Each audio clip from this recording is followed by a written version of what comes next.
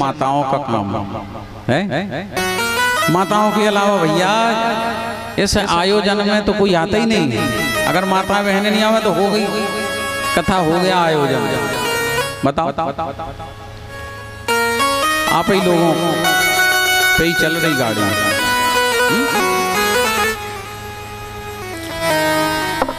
अच्छा, हमने तो एक दिन कही नहीं थी, कहते पुरुष नहीं आउट, महापुरुष आउट है। बोले पुरुष नहीं आ रहे, ये कहो पुरुष हम नहीं, पुरुष आ ही नहीं सकता, दम ही नहीं है उनकी। इतने केवल महापुरुष आउट हैं, जितने इतने आए वे महापुरुष हैं अपने बीच में, है ना। तो अगर आवे भी तो उन्हें स्वागत सत्कार से बिठाओ। बोले भक्त वत्सल भगवान की। महाराज नारद जी को अभिमान, और भगवान ने अभिमान को चूर्ण करने के लिए दिखा गए हम। कछु जने कह रहे थे महाराज सफेद ही सफेद कपड़ा काहे पहना। हमने तुम्हें क्या बताएं, लाइट नीरत मेहरोनी में है करिया, तो कम से कम कपड़ा तो चमकत रहे।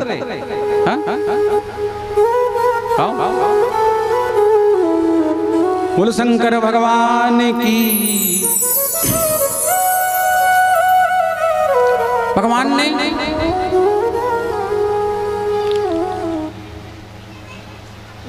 एक सुंदर रचना की अपनी माया के प्रभाव से। एक सुंदर रचना, एक नगर का निर्माण किया, और उस नगर का निर्माण करके वहां पर एक राजा का निर्माण किया। रचना की नाम शील निधि। उनकी एक पुत्री नाम विश्वमोहिनी। नारद जी वहां से चले, और जैसे ही बैकुंठ को छोड़ा है तो कुछ किलोमीटर ही चले के एक विशाल नगर दिखा नारद जी को, रमणीय सुंदर नगर। और उस नगर को जैसे ही देखा तो नारद जी उस नगर में अंदर प्रविष्ट हुए, और नगर में जब चारों तरफ नगर की शोभा देखी तो महाराज देखते न बनी, इतना सुंदर वो नगर। चलते चलते महल के करीब पहुंचे। महल के करीब पहुंचे, लोगों से पूछा भाई ये नगर किसका है। बोले राजा शील निधि का नगर है। लोगों ने बताया, प्रजा ने। नारद जी महल में गए। जैसे ही महल में नारद जी पहुंचे, शील निधि राजा ने देखा, बड़ी आओ भगत करी, बड़ा सत्कार किया, सुंदर आसन पर बिठाया, जल आदि दिया, और रानी भी बैठे, कुछ परिवार के लोग भी बैठे। नारद जी कुछ आसन पर बैठे हैं, बाकी सब नीचे बैठे हैं, हाथ जोड़े हुए। नारद जी का आगमन हुआ। नारद जी महाराज मन में सोच रहे कि राजा तो बड़ा विशाल मालूम चलता है, इतना सुंदर नगर बसा के रखा। इतने में राजा नारद जी से बोल पड़े कि मुनिवर आप तो अंतर्यामी हैं, सब कुछ जानते हैं, आप सब कुछ जानते हैं, और हम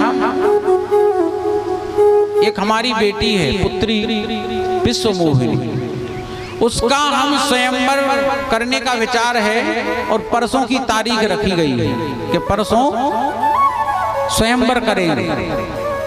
अपना वर वो स्वयं चुनेगी, उसे स्वयंवर कहा गया। तो आप थोड़ा पुत्री का हाथ आदि, मस्तक रेखा आदि देखकर, कुंडली देखकर बता दें कि इसके भाग्य में क्या है।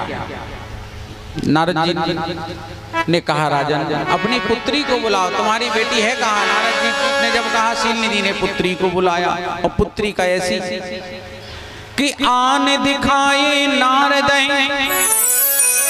आन दिखाए नारद और भूपति राजकुमार, कहूँ नाथ गुण दोष सब एही के हृदय विचार।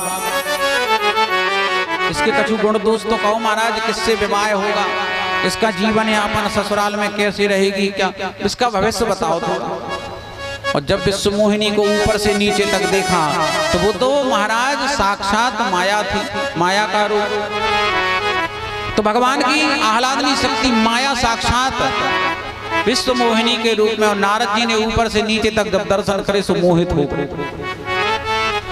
अभी गाते घूम रहे थे, काम पे विजय प्राप्त करी और विश्व मोहिनी को देखा तो काम उद्दीप्त हो गया। माया का प्रभाव ऐसे ही है। और जब काम उद्दीप्त हुआ महाराज, जब हाथ पकड़ा नारद जी ने विश्व मोहिनी का, तो नारद जी को तो ऐसे लगे जैसे 440 वोल्ट को करंट मार गए। अगर राजकुमारी से हवा विवाह हो जाए तो आनंद आ जाए, भाग खुल जाए।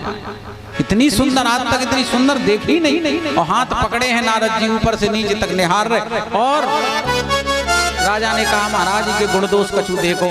नारद जी ने जब हस्त रेखा देखी तो हाथ में स्पष्ट रेखा थी, स्पष्ट रेखा थी। जिससे इसका विवाह होगा वो अमर होगा, जिससे इसका विवाह होगा वो अमर होगा। और नारद जी कछु और समझ बैठे कि जिससे इसका विवाह होगा वो अमर हो जाएगा। सो नारद जी के मन में ये लोभ आ गया कि यदि इससे हमारा विवाह हो जाएगा तो हम अमर हो जाएंगे, यानी मरेंगे नहीं। हम भी विष्णु जी को कड़ी टक्कर देंगे बराबरी से। लेकिन लिखा कुछ और था रेखा में, इसका पति अमर होगा। और नारद जी समझे कि यदि विवाह हो जाएगा इससे तो हम अमर हो जाएंगे। नारद जी के मन में बात खटक गई। सोचने लगे कि यदि हम जटाजू के सब हटा करके यदि सुंदर बन जाएं तो जरूर एक कन्या मेरा वर्ण करेगी। तो वहां राजा को सब विधान सुना करके किसके भाग्य में क्या है। और वहां से नारद जी महल से बाहर निकले। और महल से बाहर निकले और सोचने लगे कि परसों तो इसका स्वयंवर है, यानी केवल कल का दिन है, परसों है। और यदि हम भगवान के पास गए, क्योंकि अब केवल विष्णु जी ही ऐसे सुंदर हैं, यदि वो अपना रूप दे दें तो ये कन्या मुझे वरण कर लेगी। यदि भगवान अपनी सुंदरता तो अपना चेहरा दे दें तो ये कन्या हमें वर लेगी। तो सोच रहे यदि हम भगवान नारायण के पास बैकुंठ गए तो शायद समय लग जाए, समय लग जाए। और यदि समय वहां लग गया तो इधर गाड़ी जो है वो स्टेशन से निकल जाएगी, यानी वो किसी और के गले में वरमाला डाल देगी। तो नारद जी वहीं सोच रहे क्या करें क्या करें।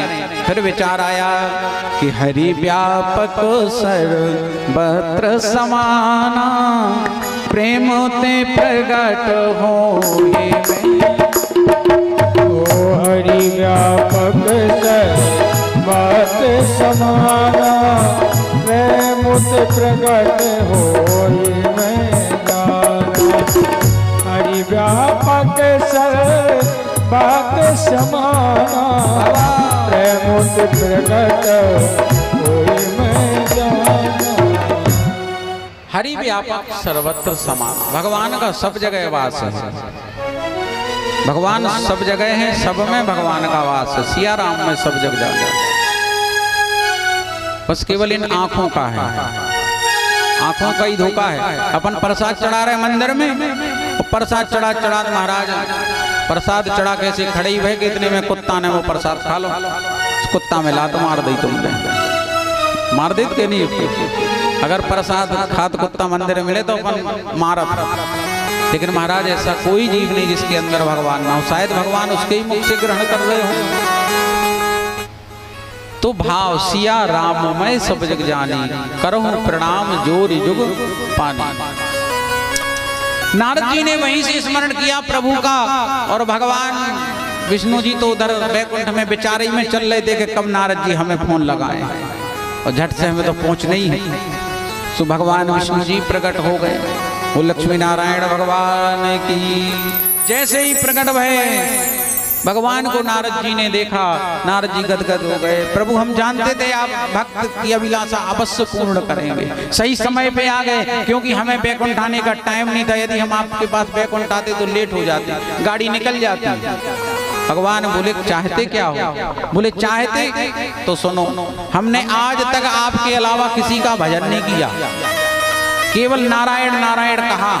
तो जितना भी नारायण कहा या जो भी, उस सब का फल आज देने का समय आ गया मुझे।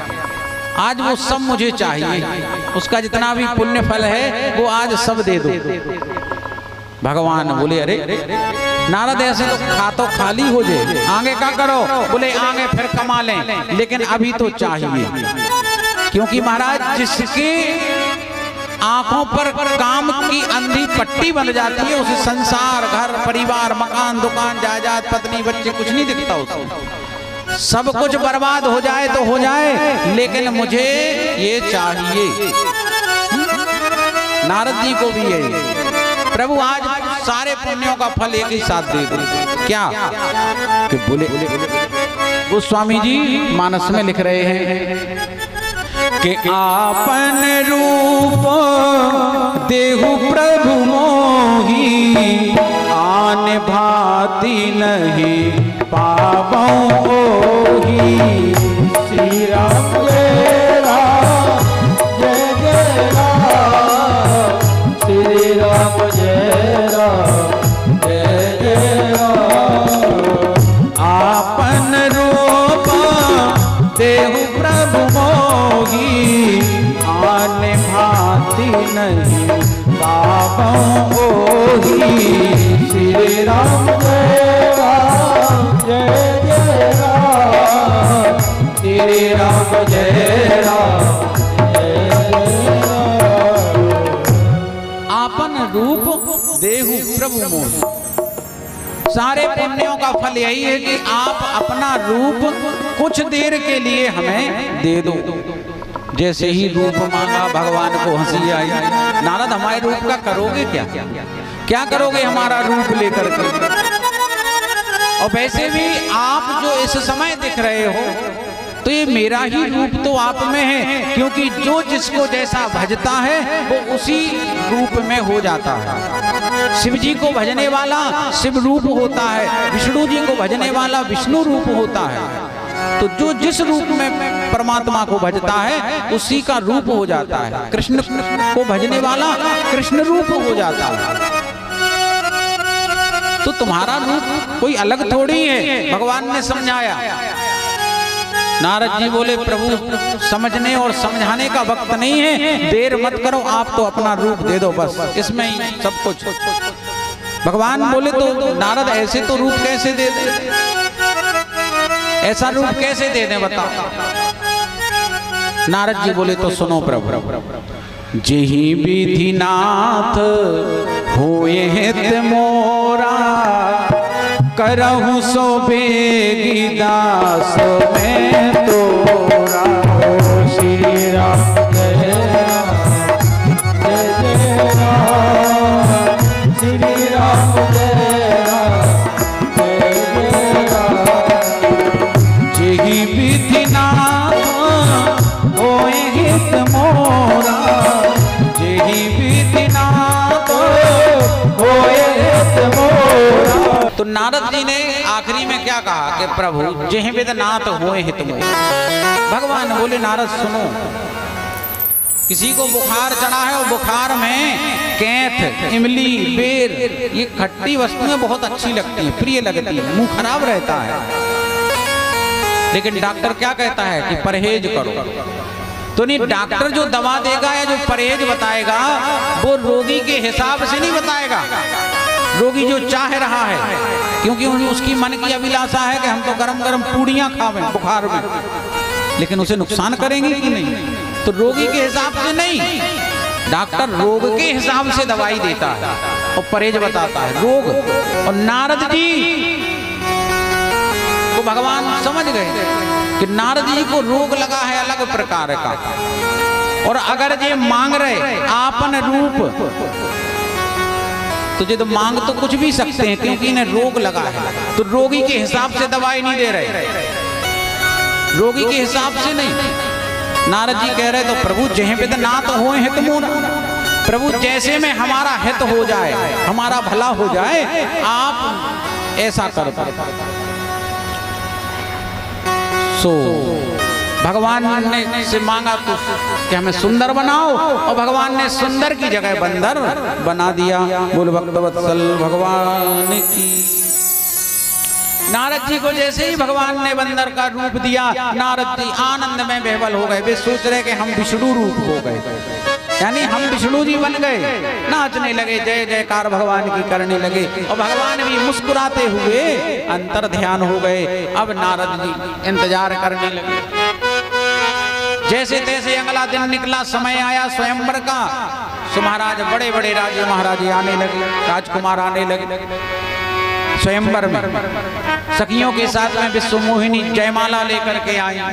अब सभा पूरी राजाओं से, महाराजाओं से, राजकुमारों से भरी हुई है। एक तरफ नारद जी महाराज भी अपना सिंहासन लगा के बैठे हैं, टांग पे टांग धर के बैठे और टांग हिला रहे हैं, क्योंकि टेंशन में आदमी या तो ऐसे ऐसे उंगली हिलाता रहता है या ऐसे टांग हिलाता रहता है बैठ के। तब टेंशन तो है नारद जी को, चिंता,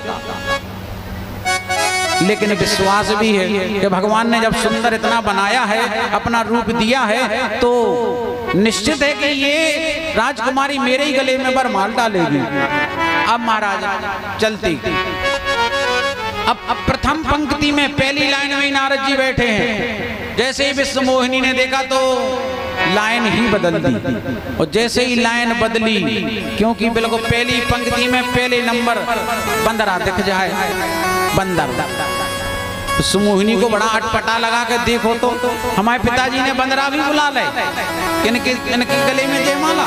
मैं पंक्ति लाइन में जाऊंगी ही नहीं। दूसरी लाइन में विश्वमोहिनी आ गई। नारद जी ने देखा कि अरे लगता है किसी और को देख करके ये भाग गई, लगता है डर के भाग गई। नारद जी उछले और दूसरी लाइन में बैठ गए। विश्वमोहिनी ने दूसरी लाइन छोड़ दी नारद जी के मुख को देखकर। तीसरी लाइन, चौथी लाइन। अब महाराज नारद जी इधर से उधर उछले और विश्वमोहिनी उनसे पीछा छुड़ाए। नारद जी के गले में माला। भगवान नारायण ने राजकुमार का एक भेष बनाया, बड़ा सुंदर मनोरम भेष, और जा करके नारद जी तो बैठे थे पहले ही पंक्ति में, सबसे पहले, और भगवान बैठे सबसे आखिरी में, और बैठ करके इंतजार करने लगे। विश्वमोहिनी चली कि धरी नृप तनु तह गयौ कृपाला, कुंवरी हरसी में लेऊ जयमाला। श्री राम जय राम जय जय राम, श्री राम जय राम जय जय राम, श्री राम जय राम जय जय राम, श्री राम जय राम जय जय राम। महाराज कुंवरी हर्ष में लेऊ जयमाला। विश्वमोहिनी चली और सीधे भगवान कमलापति राजकुमार के भेष में विष्णु जी जा करके सीधे जयमाला उनको गले में पहनाई, और जैसे ही पहनाई जय जयकार होने लगी। नारद जी ने दूर से ही देखा कि मुझे छोड़ करके किसी दूसरे के गले में जयमाला पहना। नारद जी आग बबूला हो गए और भगवान विश्वमोहिनी को लेकर अंतर ध्यान हो गए। बोल भक्तवत्सल भगवान की जय हो। देखो महाराज कहते हैं चढ़त बेल काऊ की उतारी नहीं जात, खास तो ब्याह में, ठीक है। चढ़त बेल उतारी बहुत बड़ो पाप लगत, दोष लगत इसको। कोनो को अगर ब्याह हो रहा हो तुम अपनी बातन में लाके लड़की वालों को और मिटा दो तो ये बहुत बड़ा दोष लगता है, पाप लगता है इसका। तो चढ़त बेल नहीं उतारो, भगवान ने चढ़त बेल का न तो पेड़ ही काट डाला। बोल शंकर भगवान की। महाराज इधर भगवान अंतर ध्यान और इधर भगवान शिव के दो गण जो उस सभा में, उस स्वयंवर में ब्राह्मण बनकर के घूम रहे थे, और नारद जी के जब मुख को देखा बंदर का, हंसने लगे, मजाक उड़ाने लगे। जब हंसे, मजाक उड़ाया, हास्य विनोद किया, नारद जी को बड़ा गुस्सा आया। ब्राह्मण बोले अरे एक बार अपना मुख देख के तो आओ, अपना मुख देख के तो आओ पहले किसी दर्पण में, कितने सुंदर लग रहे तुम, और तुम्हें शादी करना, विवाह करना। जब इस प्रकार से विनोद किया महाराज, नारद जी तुरंत गए और एक जल के सरोवर में जब अपना मुखारविंद देखा तो मुख जो सुंदर होना चाहिए था वो बंदर का मुख बना हुआ है। बल भक्त वत्सल भगवान की। अति क्रोध में नारद जी महाराज जैसे ही मुख में पानी लगाया बंदर का रूप चला गया। नारद जी अपने असली वेश में आए, लेकिन नारद जी ने ठान ली कि हम विष्णु को उनके किए का दंड अवश्य देंगे जो उन्होंने हमारे साथ किया है। नारद जी वहां से चले, अब ब्रह्मांड से आकाश मार्ग में चले जा रहे। इधर से विश्व मोहिनी एक तरफ लक्ष्मी जी दोनों तो साथ में लेकर के चले आ रहे भगवान। और जब नारद जी ने विष्णु जी को देखा, एक तरफ विश्व मोहिनी जो कुछ देर पहले हमारे लिए चुनने वाली थी, और एक तरफ है लक्ष्मी जी। सो आग बबूला नारद जी हो गए। कहते ये कहू नहीं होते दो एक दाएं एक बाएं। आग बबूला नारद जी हुए और नारद जी महाराज पास में गए और 1000 गालियां जितनी मन में आई नारद जी की उतनी गाली विष्णु जी को नारद जी ने दी कि परम स्वतंत्र। हे विष्णु, तुम अपने आप को क्या समझते हो? तुमने जो हमारे साथ जो कपटपूर्ण व्यवहार किया है ये उचित नहीं किया आपने। अरे हमने आपकी सुंदरता मांगी, आपने बंदर बना दिया। ऐसा होता है? तुम अपने आप को क्या समझते हो? क्यों? बोले परम स्वतंत्र ना सिर पर कोई, परम स्वतंत्र ना सिर पर कोई, भावई मन ही करहु तुम सोई, भावई मन ही करहु तुम सोई। जो मन में आता है वो करते हो। परम स्वतंत्र, तुमसे ऊपर कोई है नहीं। इसका मतलब ये नहीं कि तुम जो मन में आए सो करो।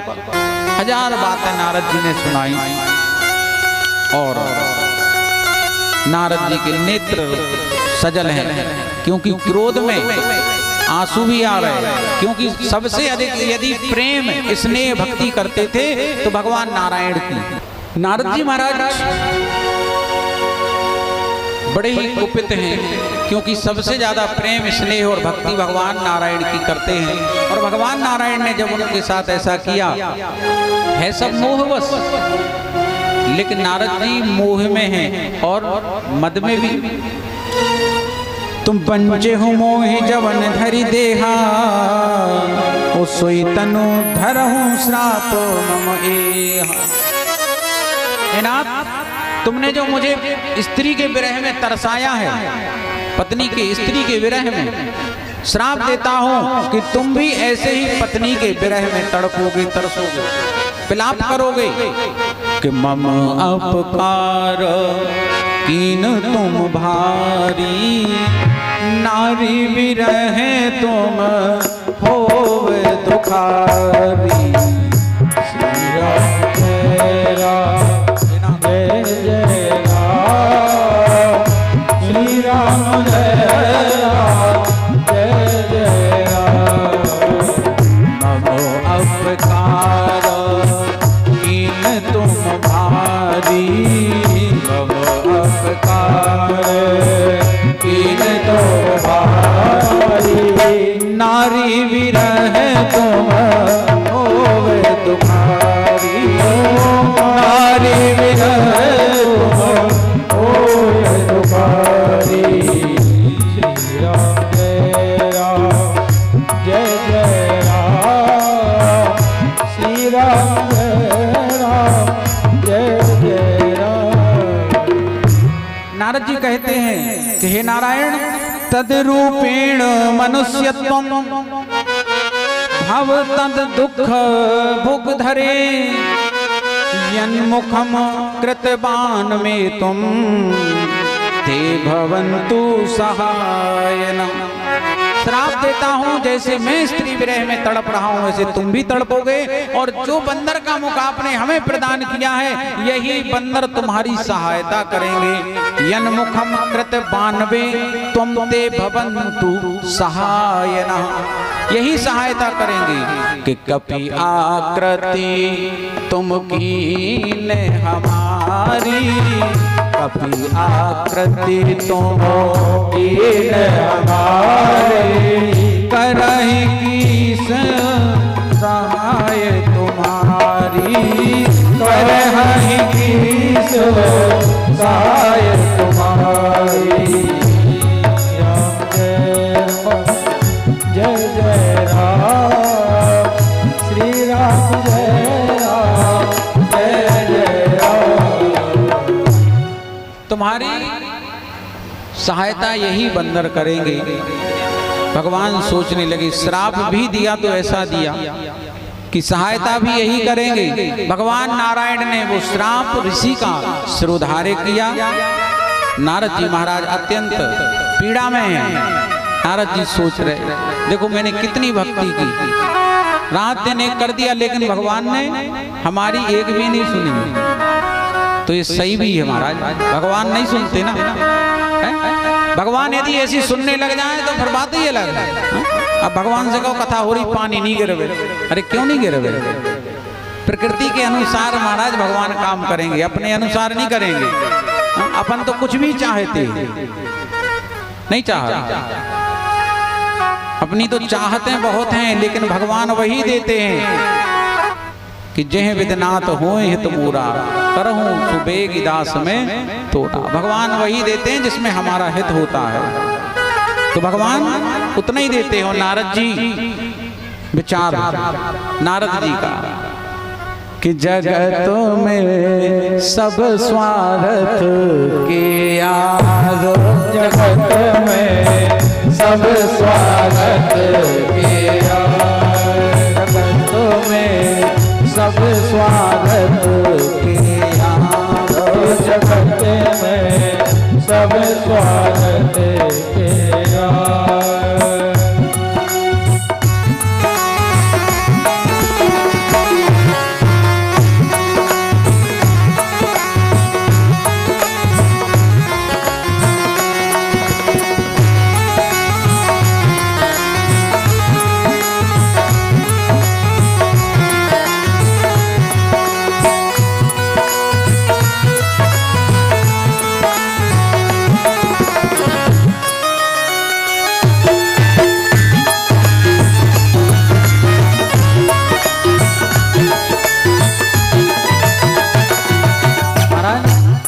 सब स्वार्थी हैं, बिना स्वार्थ के यहाँ कुछ चलता ही नहीं।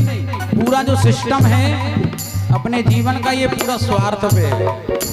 जी के हाथ में रुपया पैसा, ऊके मित्र हजार, जी के हाथ में रुपया पैसा, ऊके मित्र हजार, जी के हाथ में रुपया पैसा, ऊके मित्र हजार, जी के हाथ में रुपया पैसा, ऊके मित्र हजार।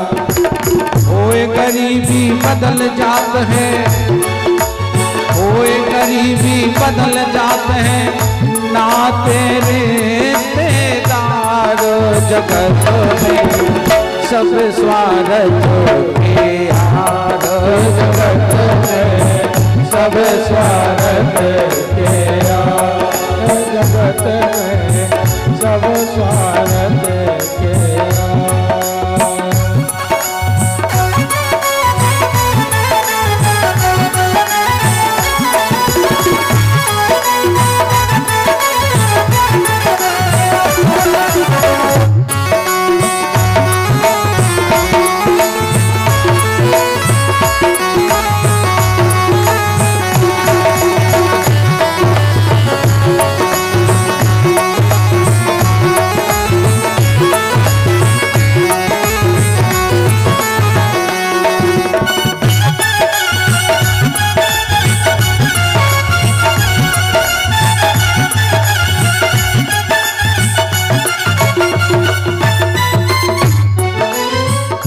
किसी का नहीं जगत में यह वेदों का सार, कोई किसी का नहीं जगत में यह वेदों का सार, कोई किसी का नहीं जगत में यह वेदों का सार, कोई किसी का नहीं जगत में यह वेदों का सार।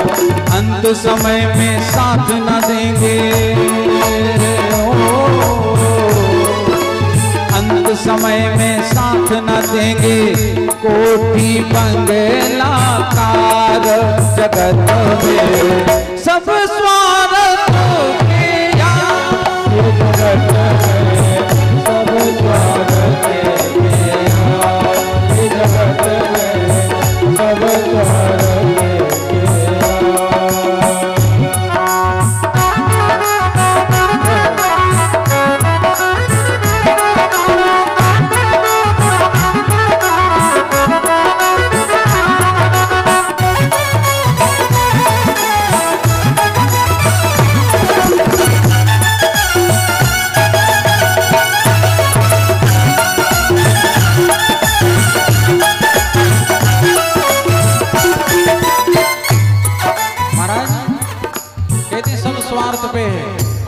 बिल्कुल झूठा मोह है। कहते हैं तेरा झूठा मोह जगत में तोते से बोली मैना, तेरा झूठा मोह जगत में तोते से बोली मैना, गैरों से मतलब क्या है अपनों से बच के रहना। गैर तो फिर भी भला कर देंगे लेकिन कोई अपना होगा जो महाराज टस के चला जाएगा। राम जी को वनवास हुआ, कौन था? बोले सबसे प्यार करने वाली माँ कई कोई दूसरा नहीं था। भगवान श्री कृष्ण बचपन से लेकर महाराज खतरा, कितना खतरा रहा भगवान को, किससे? खुद के ही मामा से, दूसरा तो नहीं आया। रावण कितना विद्वान था, रावण कितना विद्वान था रावण, शिव भक्त, लेकिन महाराज अपना कौन? बोले विभीषण। नहीं बताया होता कि इसकी नाभि में अमृत है, तो भाई तो है।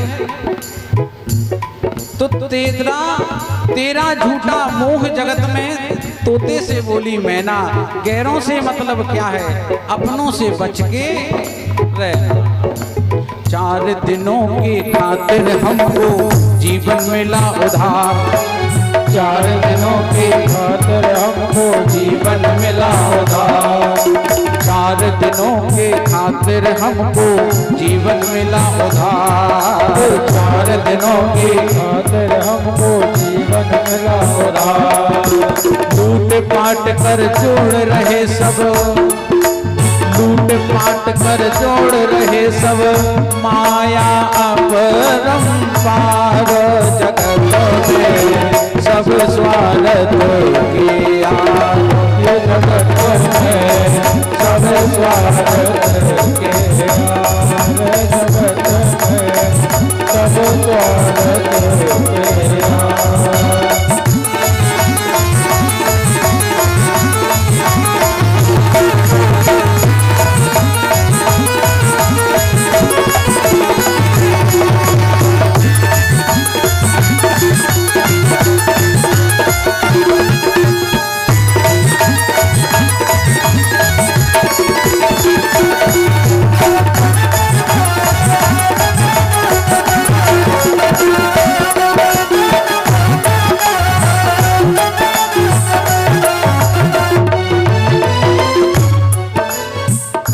पुण्य में नहीं कोई भी होता हिस्सेदार, पाप पुण्य में नहीं कोई भी होता हिस्सेदार।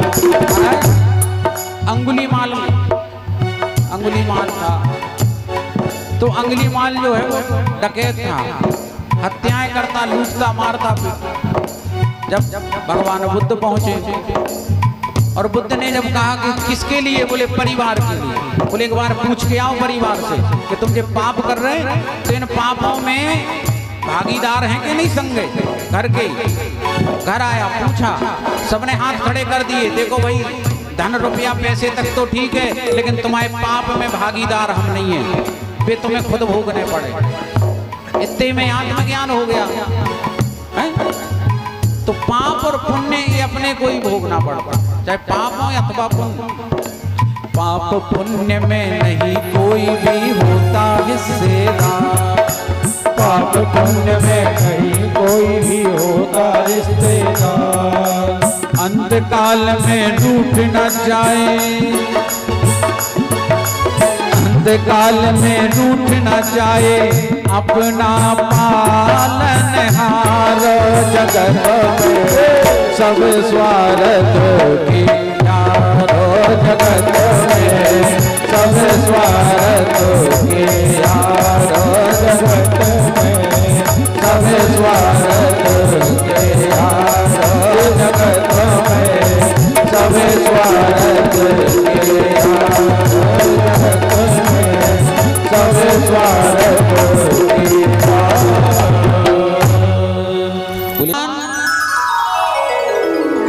भगवान शिव की माया जब हटी तो महाराज ना तो वहां रमा थी और ना वहां विश्व मोहिनी, ना माया,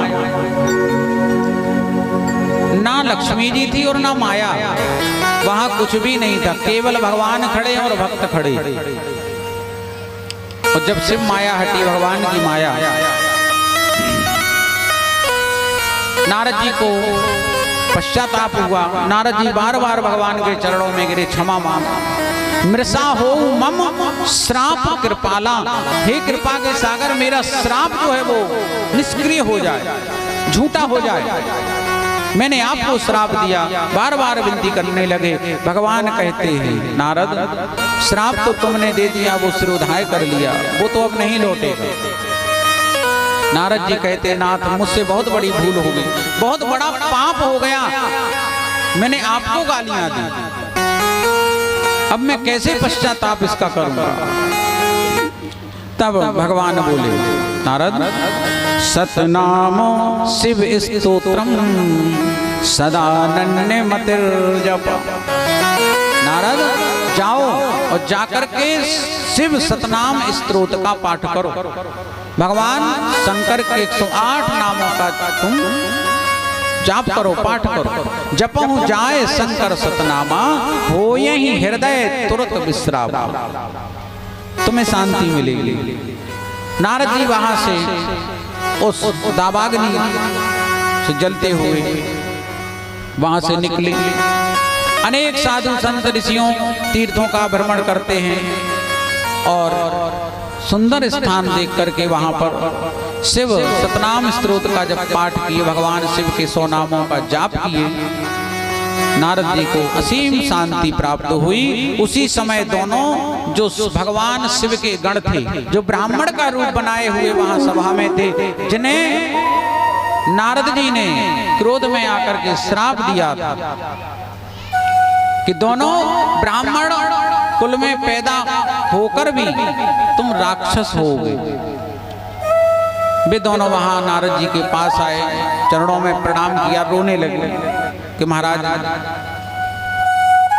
हमें ऐसा श्राप आपने दिया, हम तो ब्राह्मण थे ही नहीं, हम तो ब्राह्मण का रूप बना के गए थे। बोले नारद जी बोले, यही तो तुम्हारे लिए तुम्हारा परिणाम है, तुमने रूप ब्राह्मण का बनाया, इसीलिए तो ऐसा श्राप मिला। यदि जानते होते कि शिवगण है तो श्राप भले न देते।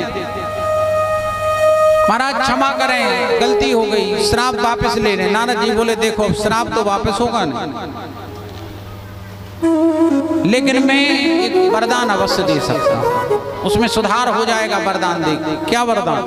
तो नारद जी वरदान दिए, देखो होगे तो तुम ब्राह्मण बीज से अंकुरित, यानी ब्राह्मण बीज से ही तुम्हारा जन्म होगा, और ऐसे विराट और विशाल राक्षस बनोगे कि स्वयं भगवान को अवतार लेकर के और तुम्हें मारने के लिए, तुम्हारा उद्धार करने के लिए आना पड़ेगा। ये मेरा वर है। बोल भक्त वत्सल भगवान की। सर्व ब्रह्मांड राजानो शिव भक्तों जितेंद्रियों शिवा पर तनो मृत्युम प्राप्य स्वं पदमाप्स्यथ। तुम्हें परम प्रतापी राक्षस होने के बावजूद भी भगवान शिव के तुम दोनों अनन्य भक्त होगे। शिव जी में तुम्हारी सदैव भक्ति रहेगी, ये वर मैं तुम्हें देता हूँ। नारद जी इस प्रकार वर दिए, दोनों शिवगण अति प्रसन्न हुए। इधर सूत जी महाराज ऋषियों से कहते हैं, ऋषियों, इसके बाद में नारद जी वहां से ब्रह्मलोक पहुंचे और ब्रह्मलोक में पहुंच के नारद जी ने ब्रह्मा जी को प्रणाम किया और प्रणाम करने के बाद में अपनी जिज्ञासा प्रकट करी। जिज्ञासा प्रकट करी कि हे पितामह, आप मुझे शिव तत्व और उनके अनेक प्रकार के चरित्र बताने की कृपा करें। वो निर्गुण पुरुष सगुण कैसे हुए? दूसरी जिज्ञासा है कि भगवान शिव कैसे भक्तों को प्रसन्न होकर के फल देते हैं। प्रश्न 3 जिज्ञासा। भगवती उमा का आविर्भाव तथा शिव के साथ विवाह, गृहस्थ लीला भी कहिए, पार्वती का विवाह, स्कंद का जन्म, उसका भी वर्णन करिए। बोले भक्तवत्सल भगवान की जय, श्री शिव महापुराण की जय हो। जब ये कहा तब ब्रह्मा जी बोले कि नारद, सारा संसार जगत शिवमय है, शिव में ही सब व्याप्त है। मैं भी शिव में व्याप्त हूँ, विष्णु भी शिव में व्याप्त है, सब शिवमय है। भगवान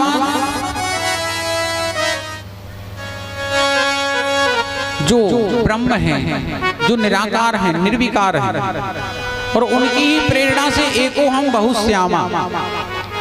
तो जो ब्रह्म है वो साक्षात शिव है। तो शिव अर्थात ब्रह्म की इच्छा होती है एको हम बहुश्यामा, हम एक क्यों बहुत हो जाएं। तो जब बहुत की इच्छा हुई तब विष्णु जी का आविर्भाव हुआ जल के ऊपर। जब विष्णु जी का प्रादुर्भाव हुआ, विष्णु जी शेष लेटे हुए हैं शयन करते हुए, और जब शयन करते हुए विष्णु जी को देखा तो शिव जी ने ही उन्हें प्रेरणा दी कि तुम तप करो। तो भगवान विष्णु जी ने तप किया और तप के प्रभाव से एक कमल भगवान नारायण की नाभि पर निकला, और उस नाभि कमल से पर मेरी उत्पत्ति हुई। मैंने 4 दिशाएं और अपने से ऊपर यानी 5 तरफ देखा, और 5 तरफ देखने के कारण मेरे जो है वो 5 मुख हो गए। कितने हो गए? 5 मुख। लेकिन मैं ये नहीं जान पाया कि मैं आया कहां से। तो मैं उस कमल के तंतु के अंदर चला गया, कई वर्षों तक अंदर गया लेकिन पार ना पाया, मूल तक नहीं पहुंचा। तब कान में 2 शब्द सुनाई पड़ते हैं, ता और पा। और जब ता और पा सुनाई पड़े इसका मतलब ब्रह्मा तपस्या करो। तो नारद जी से कह रहे ब्रह्मा जी मैं तप करने के लिए बैठा, और जब तप मेरा पूर्ण हुआ भगवान प्रसन्न हुए, ब्रह्म प्रसन्न हुए। ब्रह्म प्रसन्न हुए, मेरा नाम भी उन्होंने ही दिया, ब्रह्म से ब्रह्मा। बोलो ब्रह्मदेव भगवान की जय हो। अब ब्रह्मा जी जब ब्रह्म से ही ब्रह्मा है तो जो सीधे उतरे अब कमल से नीचे। अब इन्हें भी ज्ञान हो गया, विष्णु जी शयन कर रहे हैं, दोनों में बड़ा भयंकर वाक युद्ध होता, ब्रह्मा और विष्णु में। विष्णु जी कहते हैं कि हम श्रेष्ठ हैं, ब्रह्मा जी कह रहे हम पूज्य हैं। वे कह रहे हमारी उत्पत्ति पहले, वे कह रहे हमारी उत्पत्ति। तो इस उत्पत्ति को लेकर के दोनों में झगड़ा, और जब दोनों में झगड़ा हुआ तो झगड़ा इतना बढ़ गया महाराज के बाक युद्ध से अब बाक बाण चलने लगे सीधे। बाक बाण यानी भला बुरा। और जब बाक बाण चले तो भगवान शिव से देखा नहीं गया, और भगवान शिव का वहां पे स्तंभ, शिव के लिंग के रूप में स्तंभ प्रकट हो गया। बोल शंकर भगवान की जय हो। और जब उस स्तंभ, उस लिंग को देखा सो अब दोनों का झगड़ा बंद हो गया। बोले लो हमारे और तुम्हारे बीच में ये तीसरा भी है, इसको पता लगाओ कौन है। सो ब्रह्मा और विष्णु जी पता लगाने के लिए ब्रह्मा जी ऊपर गए, विष्णु जी नीचे गए, लेकिन पार नहीं पा पाए। केतकी नाम का पुष्प उससे झूठ बुलवाया। विष्णु जी के पास लौट के आए। ब्रह्मा जी बोले हमने पता लगा लिया है ये कितने ऊपर तक स्तंभ गया है। जब झूठ बोले भगवान शिव वहां पर साक्षात प्रकट हो गए। बोले शंकर भगवान की जय। और जब शंकर जी प्रकट हुए तो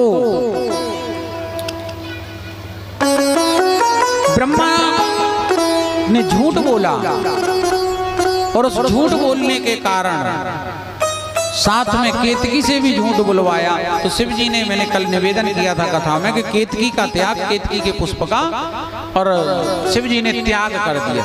केतकी का फूल शंकर जी को सबसे ज्यादा प्रिय था उस समय, लेकिन जैसे झूठ बोला तो केतकी का त्याग कर दिया। इससे ये सिद्ध होता है महाराज कि शंकर जी की पूजा करने वाले को झूठ नहीं बोलना चाहिए, क्योंकि केतकी ने झूठ बोला तो त्याग कर दिया। और यदि हम शंकर जी की पूजा कर रहे, शिव जी की अभिषेक कर रहे हो, झूठ बोल तो झूठ यदि बोलोगे तो शिव जी की भले ही पूजा करो, लेकिन वो तो त्याग कर देंगे अपना। और कहते जिसको शिव ने त्यागा महाराज फिर कोई नहीं उसे अपना। कि शिव द्रोही महा भगत कहावा, सोनर सपने हो ही ना पावा। श्री राम जय राम जय जय राम, श्री राम जय राम जय जय राम, श्री राम जय राम जय जय राम, श्री राम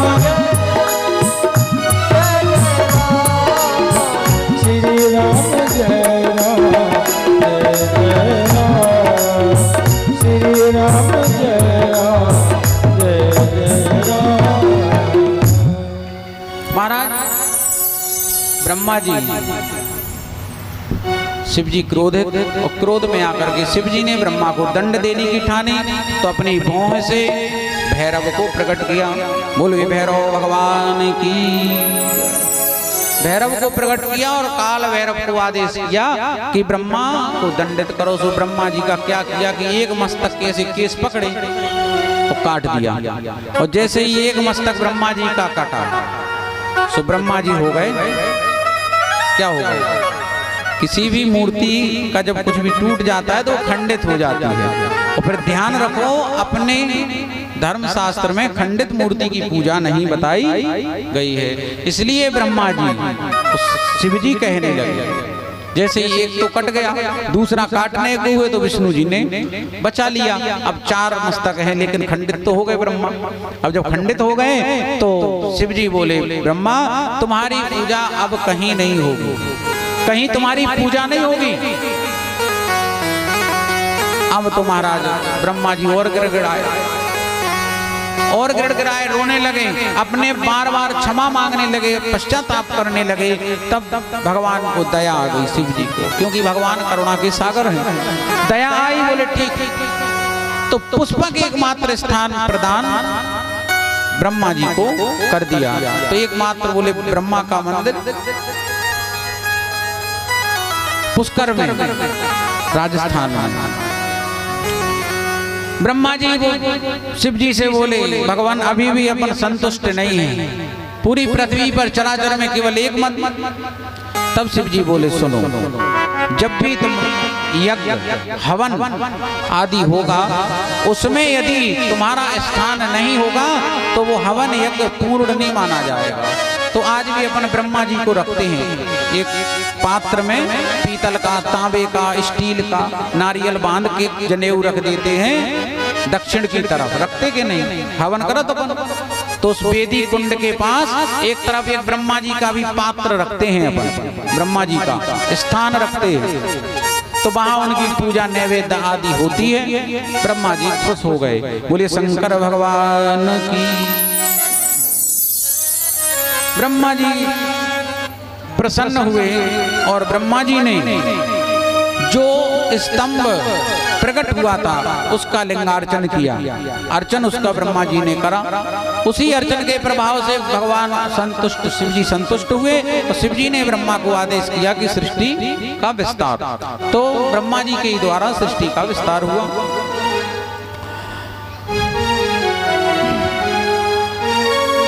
ब्रह्मा जी द्वारा सृष्टि का विस्तार सर्वप्रथम सनक सनंदन सनातन और सनत कुमार 4 भाइयों को, भागवत में भी इसका वर्णन है।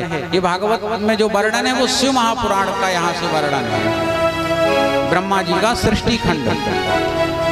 तो 4 भाइयों को, तो 4 भाइयों से कहा कि जाओ संसार को आगे बढ़ाओ, सृष्टि का विस्तार करो। तो सनत कुमार बोले कि हम सृष्टि का विस्तार नहीं करेंगे, हम तो तप करेंगे। और 4 भाई उठाए कमंडल और तपस्या के लिए गए। जब तपस्या के लिए गए तो ब्रह्मा जी को क्रोध आया कि देखो ये जो है हमारी आज्ञा का उल्लंघन किए और तप के लिए जा रहे हैं। तो ब्रह्मा जी को क्रोध आता है और भौहों से 11 रुद्रों की उत्पत्ति होती है। 11 रुद्र और 11 इनकी रुद्राणियां। बोले शंकर भगवान की। इसके बाद में पुनः सृष्टि का विस्तार किया कि नेत्रों से मरीचि, हृदय से भृगु और सिर से अंगिरा बनाए हैं। व्यान से पुलह, अपान से क्रतु, समान से वशिष्ठ बनाए हैं। प्राण से प्रजापति, उदान से पुलस्त और श्रोत्र से मुनि अत्रि बनाए हैं। और गोदी से नारद को प्रकट किया, सृष्टि के कृत्य बढ़ाए हैं। बोले ब्रह्मदेव भगवान की। तो महाराज इस प्रकार से नारद ब्रह्मा जी ने सृष्टि का विस्तार किया। मरीचि ऋषि, भृगु ऋषि, अंगिरा ऋषि, पुलह ऋषि, क्रतु ऋषि, वशिष्ठ ऋषि, दक्ष प्रजापति, पुलस्त ऋषि, अत्रि और नारद जी, ये 10 ऋषियों को पैदा किया। इन्हीं में से जो दक्ष प्रजापति हैं और इन्हीं दक्ष प्रजापति की पुत्री सती और सती के साथ शिव का हुआ विवाह। बोले भक्तवत्सल भगवान की जय हो। कि प्रिय व्रतो तान पादौ सतरूपायते सुतौ, वासुदेवस्य कलया रक्षायां जगता स्थितौ। वाम भाग से शत्रुपा और दक्षिण भाग से मनु महाराज का इन्होंने प्रकट किया। दोनों का जो है वो गांधर्व विवाह हुआ जयमाला के द्वारा, पति पत्नी हो गए। यहाँ से मैथुन सृष्टि का प्रारंभ हुआ। ये कथा अलग। तो कल्प कल्प की कथाएं हैं, अलग अलग कल्प, अलग अलग मनवंतरों की कथाएं। तो ये जो कथाएं हैं, अब यहाँ से फिर प्रियव्रत हुए, उत्तानपाद हुए, फिर भरत जी हुए। तो ये कहते हैं ना कि हरि अनंत हरि कथा अनंता, कहीं सुनहि बहु विधि सब संता। हरि कथा अनंता, कहीं सुनहि बहु विधि सब संता। हरि कथा अनंता, कहीं सुनहि बहु विधि सब संता। सूत जी महाराज प्रयाग में ऋषियों को मंगलमयी कथा सुना रहे हैं। और ब्रह्मा जी, नारद जी ने जो जिज्ञासा की है, तो ब्रह्मा जी ये नारद जी को सुना रहे हैं कि कैसे हमने सृष्टि का विस्तार किया। महाराज दक्ष और दक्ष का विवाह अस्कनी नाम की एक कन्या के साथ हुआ। और अस्कनी से ही सती का प्रादुर्भाव हुआ।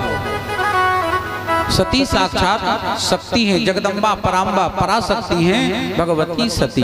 जयंती मंगला काली भद्रकाली कपालिनी, दुर्गा क्षमा शिवा धात्री स्वाहा स्वधा नमोस्तुते। तो इन्हीं सती के साथ विवाह हुआ और विवाह होने के बाद सविधि भगवान शिव कैलाश पर चले गए और कैलाश पर जब गए तो वहां पर सब प्रकार से सविधि संपन्न हुए और वहीं पर कुबेर से भगवान शिव की मित्रता हुई। भगवान को प्रेम है कुबेर से, मित्रवत है कुबेर भगवान। जब कुबेर की कही तो नारद जी बोले भगवान कुबेर ने ऐसा क्या किया जो भगवान के बड़े प्रिय हो गए। कुबेर कौन? तो बड़ा सुंदर चरित्र श्रवण कराते हैं कि कदा गतो ही कैलासम शंकरो भक्तवत्सला,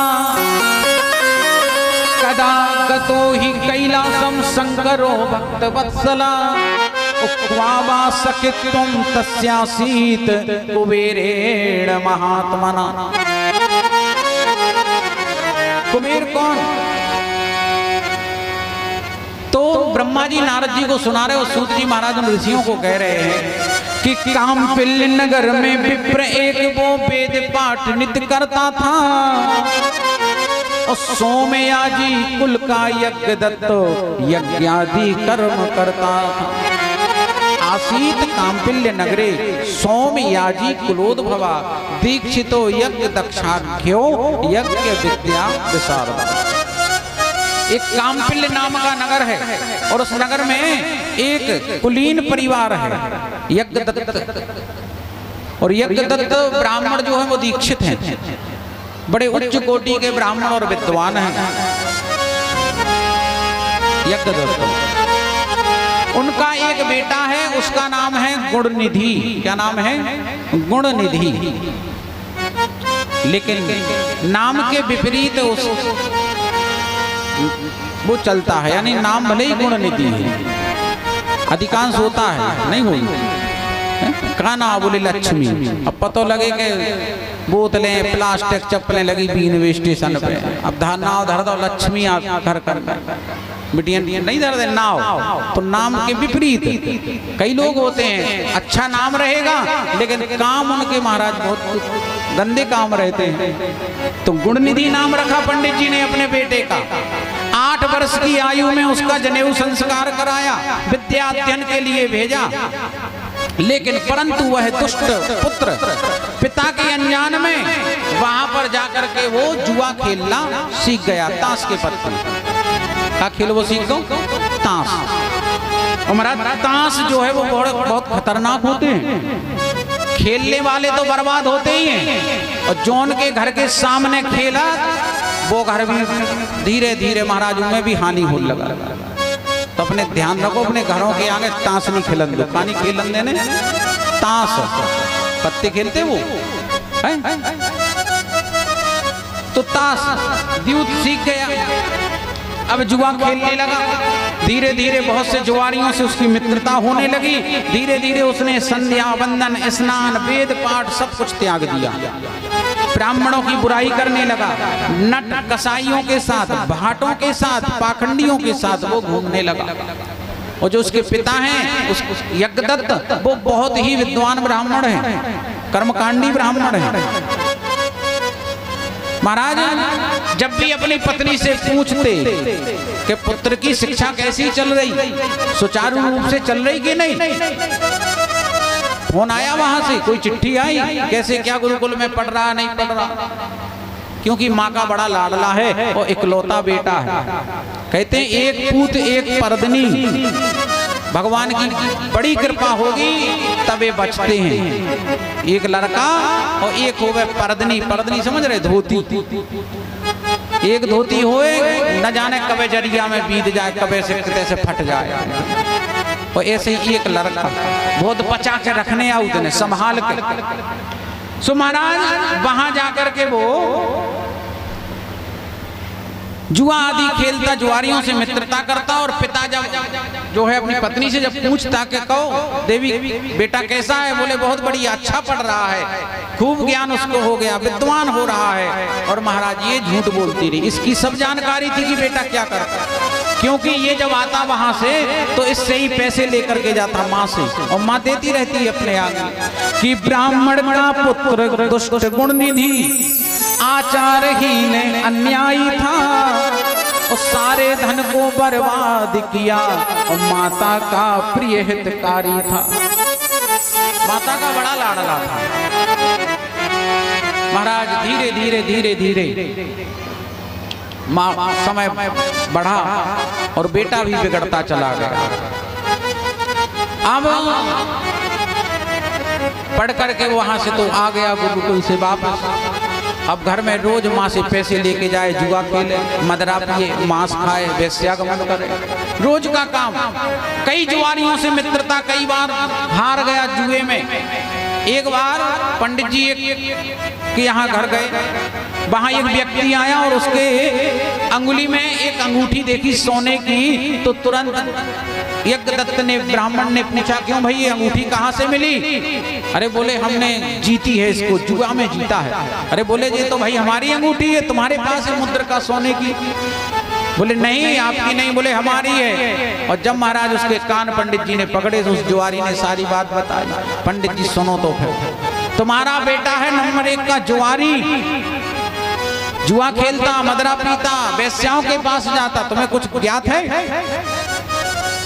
तुम्हें कुछ ज्ञात है कि नहीं? अब पंडित जी रह गए। ये अंगूठी उसने जुए में हारी है, बहुत कुछ हार गया वो तो, घर की बहुत सी सामग्रियां, पूरा जेवरात, धन सब हार चुका है। जब हारता है तो हम उसको बांध लेते, मारते हैं, तो बोलता है हम अभी लेके आते हैं, तो वो अपनी माँ से लेके आता है।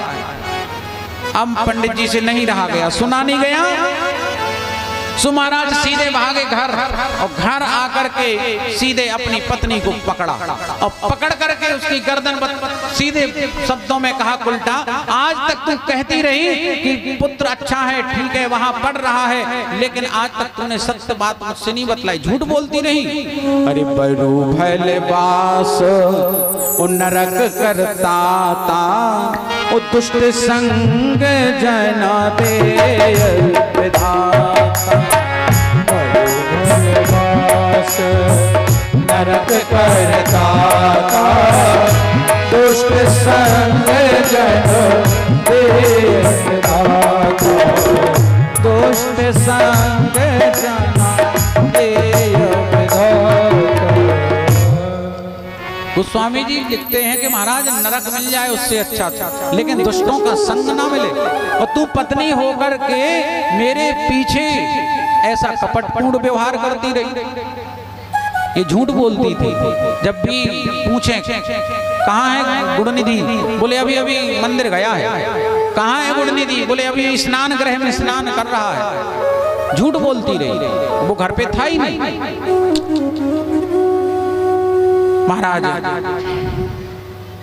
भला बुरा अपनी पत्नी को कहा, और कहा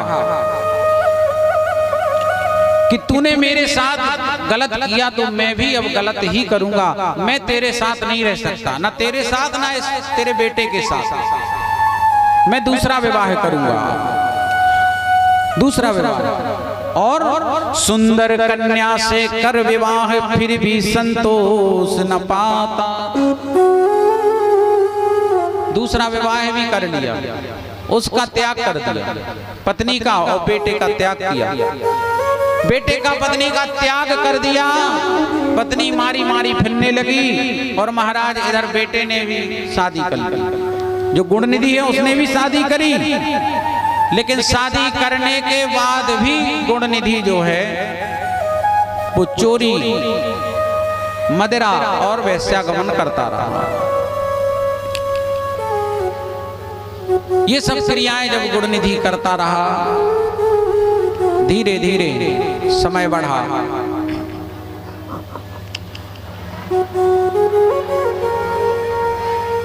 सो महाराज गुणनिधि जब थोड़ा वृद्ध सा हुआ तो कहते हैं बुढ़ापे में आंखें खुलती हैं। कितने भी पाप कर्म हो अपने जीवन के, लेकिन बुढ़ापे में जब थोड़ा बहुत कष्ट आने लगता है, साथ जो शरीर है वो साथ नहीं देता, तो अपने पहले के दिन जो हैं जवानी के वो याद आने लगते हैं। आते कि नहीं? काश यदि मैंने अच्छा संग किया होता, एक अच्छे कर्मकांड विद्वान ब्राह्मण का बेटा होकर के भी मैंने क्या किया? कुछ नहीं, कुकर्म के सिवा कुछ नहीं किया। अच्छी संगत में रह करके तो महाराज सदगति हो जाती है, लेकिन मेरी सदगति नहीं हो पाई, मैं कुसंग में ही लगा रहा। एक भौरा और एक गुबरीला, दोनों की दोस्ती हो गई। किसकी? गुबरीला और भौरा। अब भौरा और गुबरीला की जब दोस्ती हुई, एक दिन भौरा जो है वो गुबरीला से मिलने के लिए आया, तो देखा कि वो तो गोबर में लथपथ पड़ा हुआ है गुबरीला। कहा, रे मित्र तुम बताओ, इतनी गंदगी में दुर्गंध में रह रहे हो, चलो हमारे साथ चलो। तुम बोले नहीं ठीक है हम। अरे बोले नहीं, तुम्हें इस गंदगी से निकालना हमारा फर्ज है, हम मित्र हैं तुम्हारे, सुख दुख में हम मित्र साथ नहीं देंगे, कौन देगा, चलो। तो गुबरीला को वहां से निकाला और निकाल करके लाया, और ला करके एक सुगंधित पुष्प पर उसको रख दिया, कमल के।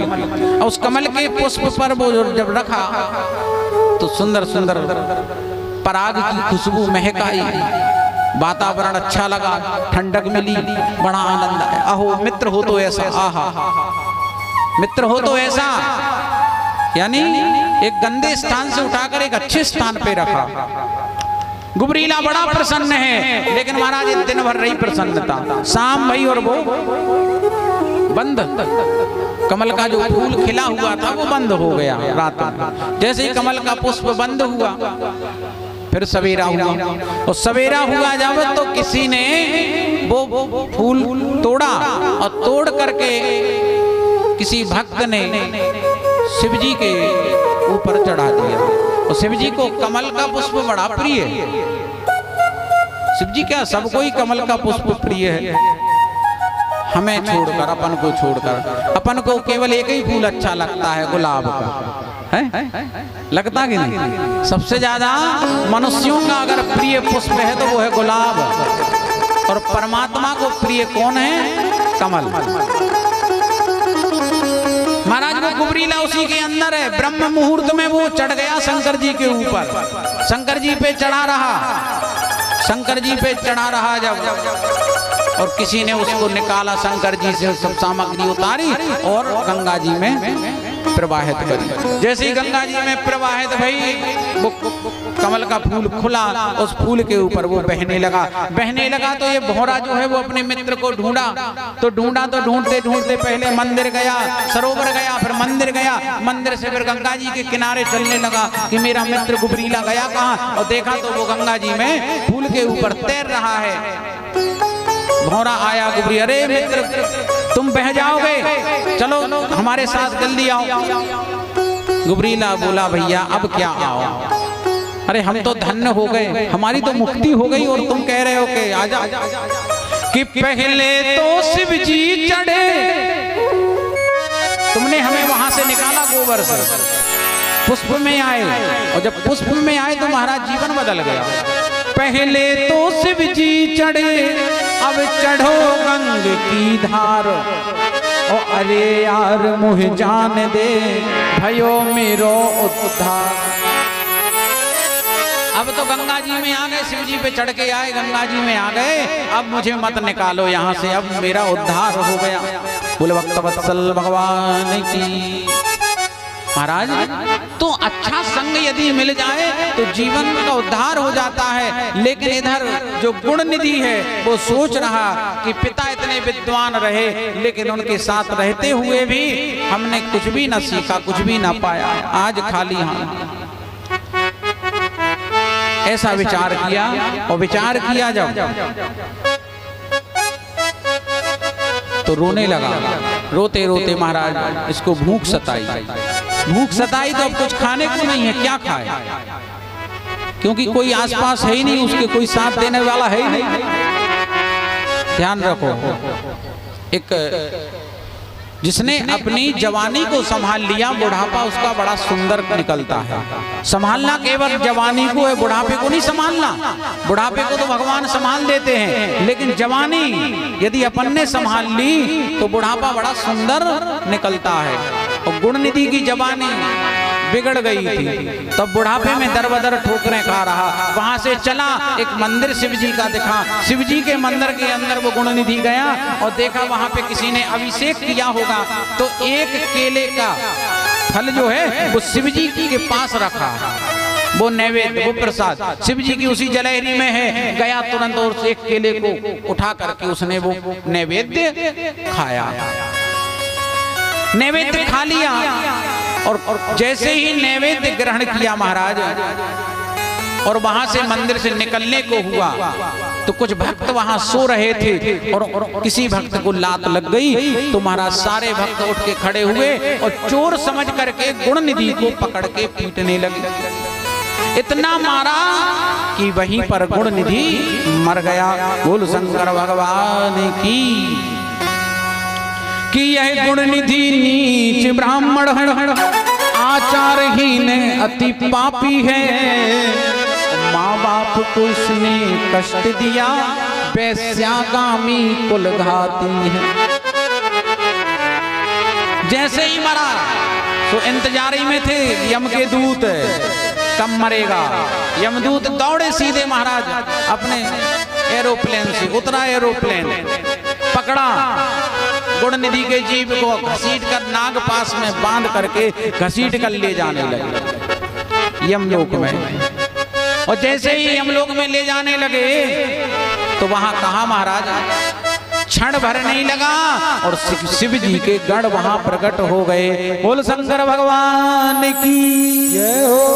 शिव जी के गण प्रकट हुए और शिव जी के गणों ने जब यमदूतों को देखा महाराज तो डांट के झपट करके भगाया।